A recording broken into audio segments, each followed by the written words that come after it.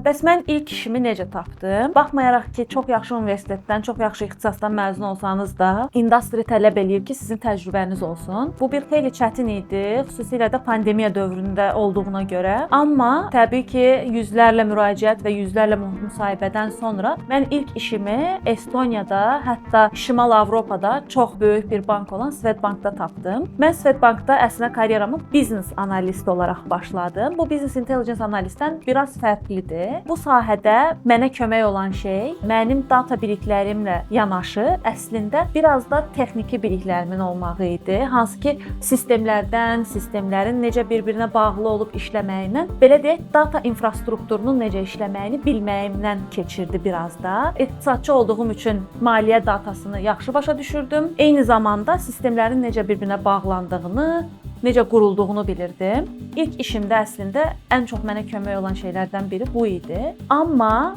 deyərdim ki, nə qədər bilikli olursanız olun, nə qədər təcrübəniz olursa olsun, ən əsas şey müsahibədə əmin olub öz biliklərinizi və təcrübənizi qarşınızdakına necə özünə inamlı şəkildə ötürməyinizdən keçir və mən deyərdim ki, hər şeyin yanında ən böyük faktorlardan biri də bu idi.